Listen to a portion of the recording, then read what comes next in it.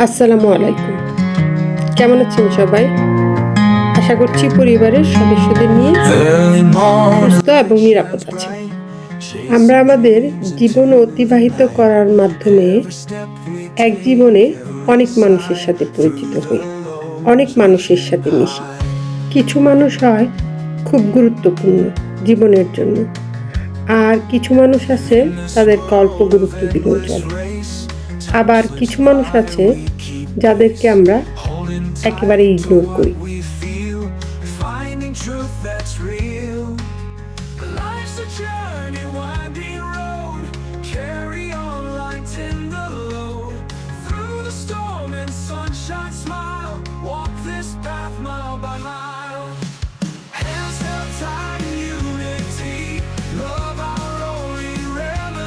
Ignore করা বিষয়টা খুব সূক্ষ্ম, কিন্তু জীবনের বাস্তবতার সাথে মিশে আছে।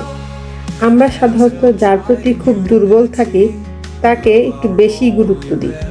সে সামান্য ইগনোর করলেও তা আমাদের মনে অনেক কষ্ট দেয়, আর আমরা বারবার তার কাছে ফিরে যাই। তাকে ফোন করি, মেসেজ পাঠাই, খোঁজ নেই, মানে তাকে নিজের জীবনে ধরে রাখার জন্য তার একটা রেসপন্সের অপেক্ষায় ব্যাকুল হয়ে থাকে।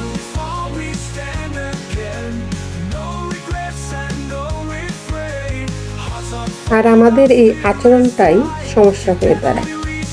যাকে আপনি একটু গুরুত্ব দিচ্ছেন সে বুঝে যায় যে আপনি তার প্রতি অতিরিক্ত নির্ভরশীল। যেভাবে শুরু করে, এ তো আমাকে ছেড়ে কোথাও যাবে না বা যেতে পারবে না, আমি যা বলবো তাই করবে, আমি ইগনোর করলেও সে আমার কাছেই ফিরে আসবে। তখন সে আপনাকে টেকেন ফর গ্র্যান্টেড হিসেবে নিতে শুরু করে। সময় মতো উত্তর দেয় না, কথা বলার অনীহা দেখায়, বিভিন্ন অজুহাত দেখিয়ে দূরত্ব তৈরি করে। মূল কথা হচ্ছে আপনাকে সে কোনো গুরুত্বই দেয় না। ইচ্ছা হলে কথা বললো, ইচ্ছা হলে বললো না, তার মুডের উপর নির্ভর করে।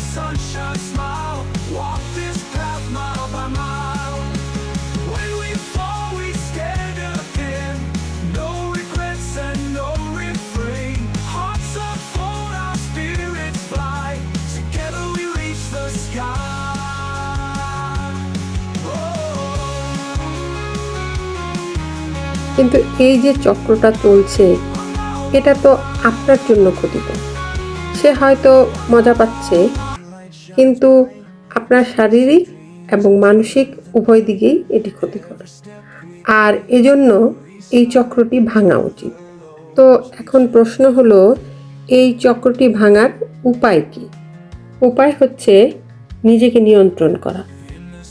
আপনি গুরুত্ব দেওয়া বন্ধ করে দিন, তার সাথে যোগাযোগ বন্ধ করুন, তার খোঁজ খবর নেওয়া বন্ধ করে দিন। তখন দুটি ফল হতে পারে।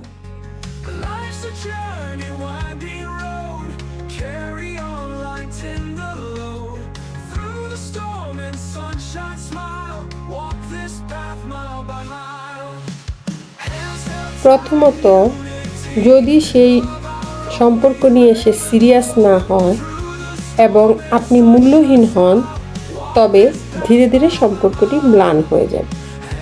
জানি বিষয়টি কষ্টকর হবে, তবুও একটি ভ্রান্ত সম্পর্কে থাকার চেয়ে সেই সম্পর্কটি না থাকাই কি ভালো না? এই রকম গুরুত্বহীন সম্পর্কে মানুষ দ্বিধায় থাকে, কারণ আপনি আমি তো বুঝতেই পারি না সে আমাকে গুরুত্ব দিচ্ছে না দিচ্ছে না। এই দ্বিধা হতেই সে নিজের জীবনের জন্য কিছু করতে পারে না, ব্যক্তিগত জীবনে নতুন কোনো সম্পর্ককেও স্থান দিতে পারে না। তাই কষ্ট হলেও এই রকম সম্পর্ক থেকে বের হয়ে আসা জরুরি।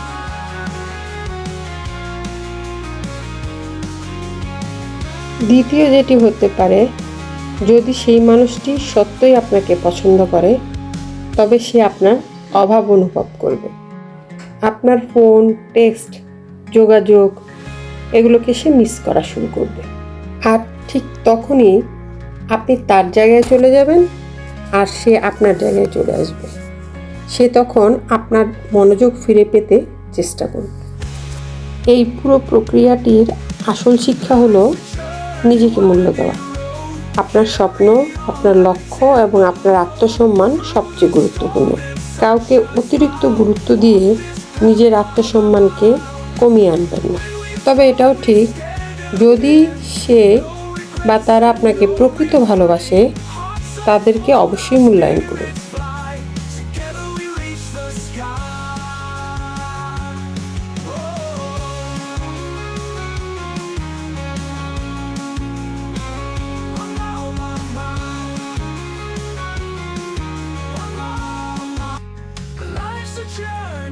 স্বপ্ন মানুষকে বাঁচতে শেখায়।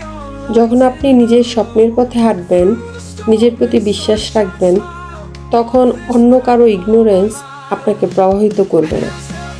আপনি নিজের অবস্থান থেকে শক্ত হবেন।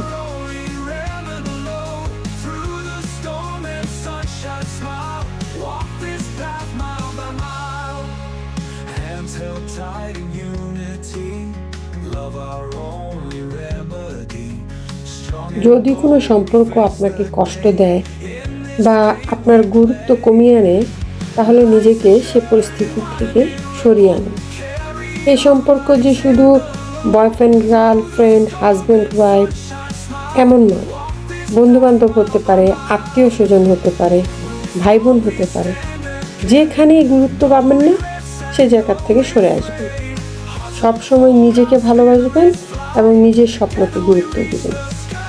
গুরুত্বহীন সম্পর্ক টিকিয়ে রাখার জন্য কান্নাকাটি না করে আত্মসম্মান রক্ষা করে বেঁচে থাকা উচিত।